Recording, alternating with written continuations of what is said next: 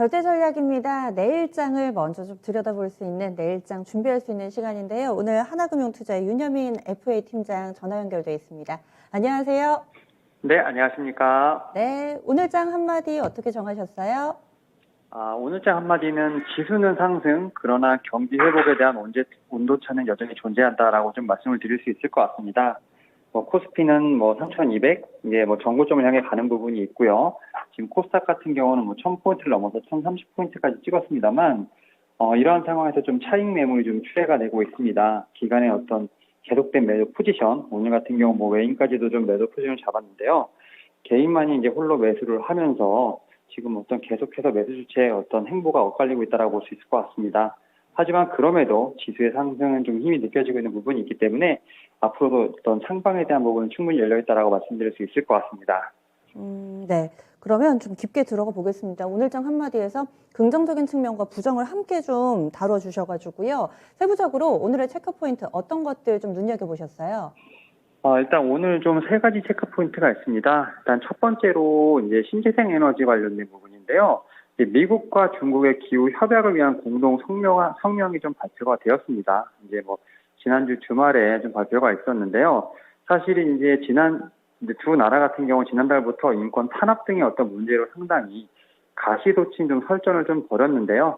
그러나 이제 공동 성명을 통해서 다른 분야에서는 좀 갈등과 긴장이 좀 있지만 그럼에도 온실가스라든지 세계 배출에 관련된 부분들, 이런 기후 협약에 대해서는 그런 부분을 좀 어느 정도 공유하고 있다고 볼 수 있을 것 같습니다. 이에 따라서 신재생 관련된 부분이라든지 2차전지 관련된 섹터는 좀 충분히 계속해서 봐야 되지 않을까 좀 생각이 들고 있고요. 그리고 이제 반도체 섹터가 좀 오늘 두 번째로 좀 움직였습니다. 삼성전자의 반도체 투자 계획에 대한 부분들 계속해서 꾸준히 거론되고 있다고 볼 수 있을 것 같은데요. 일단 삼성전자 같은 경우는 미국의 지금 백악관에서 좀 주최하는 회의에 좀 참석도 했었고요. 지금 미국 정부에서 반도체 투자를 놓고 지금 삼성전자를 압박을 하고 있는 부분이 있기 때문에 이러한 부분이 좀 투자 계획안이 좀 발표될 것으로 보이고 있습니다. 일단 우리나라 같은 경우도 하반기에 경기도 평택 캠퍼스 P3 라인에 좀 신규 투자가 나올 것으로 예상되고 있는 부분이 있기 때문에 한국과 미국 합쳐서 한 50 정도 지금 투자 규모가 예상이 되고 있습니다.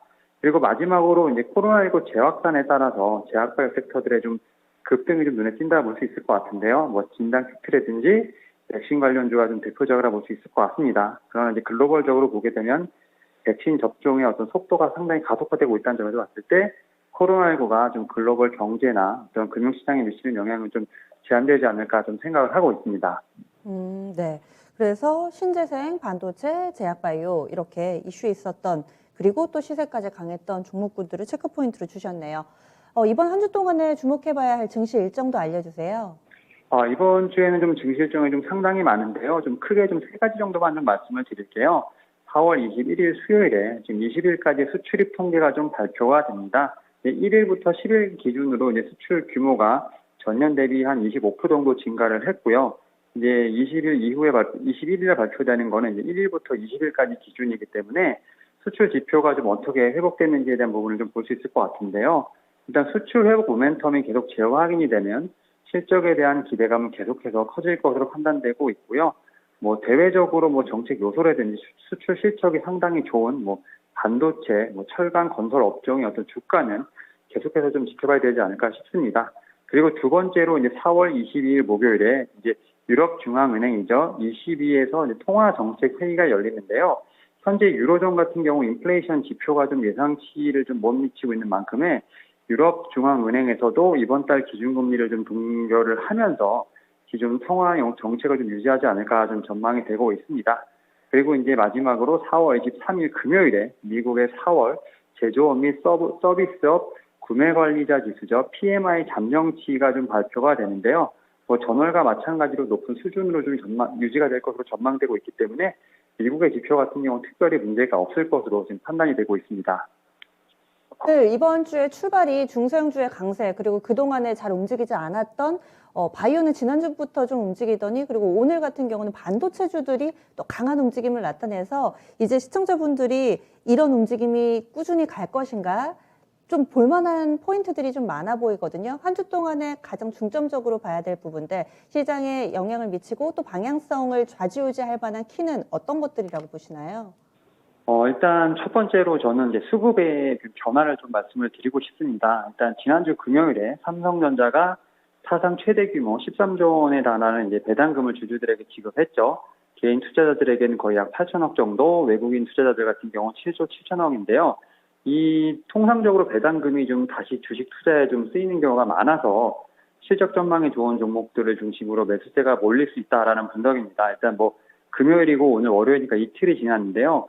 이 어떤 배당금의 좀 향방을 좀 봐야 되지 않을까 좀 싶은데요.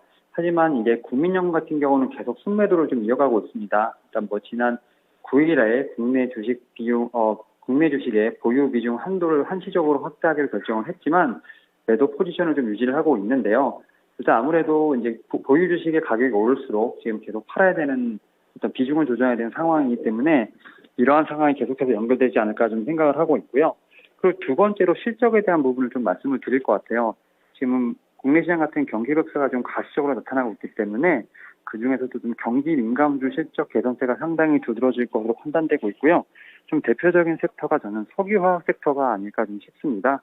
일단 뭐 라텍스라든지 플라스틱 소재 등 석유화학 제품들의 가격 상승세가 공급 과잉 우려를 꺾고 지금 가파르게 이어지고 있기 때문에 제가 볼 때는 1분기 국내 석유화학 업계의 실적이 상당히 좋을 것으로 판단되고 있고요.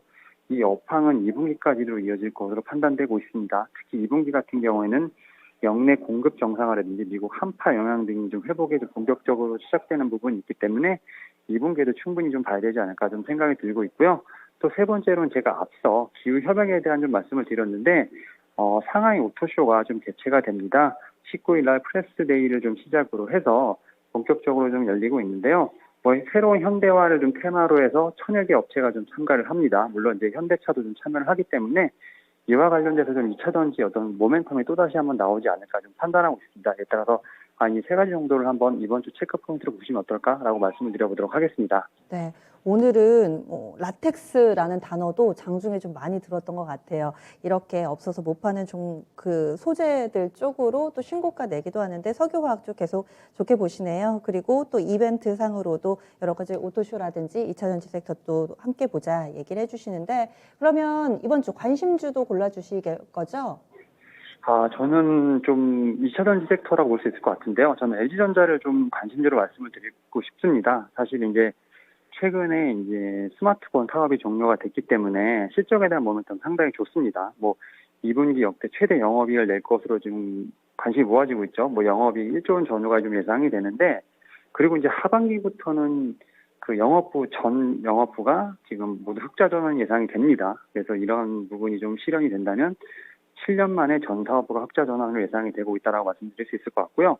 사실 제가 이제 2차전지 관련된 섹터를 하면서 이 종목을 말씀을 드렸던 이유가 뭐냐면 지금 LG 에너지 솔루션과 LG 디스플레이, LG 이노텍 등 어떤 연관 그룹사들과 함께 전장 부품에 대한 사업을 지금 경쟁력을 꾀하기 위해서 지금 여러 가지 노력을 하고 있습니다. 뭐 전기차 어떤 시장의 특성을 고려할 때 매우 효과적으로 고객사를 좀 확대해 나갈 것으로 판단되고 있고요. 특히 최근에 이제 마그나 인터내셔널과 합작 관련된 부분들, 애플카와 관련된 모멘텀들이 여전히 좀 존재하기 때문에 충분히 제가 볼 때는 현재 상황에서도 매수가 가능하다 말씀드릴 수 있을 것 같고요. 좀 업사이드가 가능하기 때문에 일단 이 종목 같은 경우는 대형주 중에서도 충분히 좀 탑픽으로 좀 말씀을 드릴 수 있을 것 같습니다. 네. 그래서 LG전자를 눈여겨보자라고 얘기를 해주시네요. 알겠습니다. 오늘 말씀 고맙습니다. 네, 감사합니다. 네.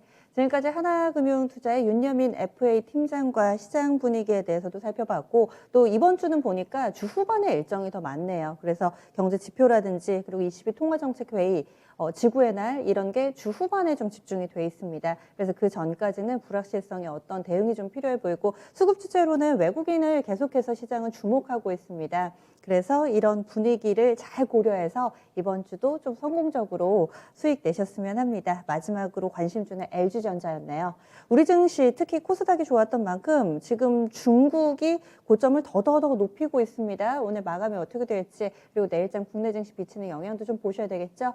내 종목은 왜 안 갈까? 답답하신 분들은 이어지는 진짜 쉬운 진단 시간 활용해 주시고요. 또 오늘 저녁에도 이토마토 홈페이지 들어가 보시면 풍성한 무료 온라인 공개 방송이 있습니다. 잘 활용해 보시길 바랄게요. 지금까지 다양한 투자 판단에 대한 도움 말씀드렸고 종목의 상승과 하락을 보장하지는 않습니다.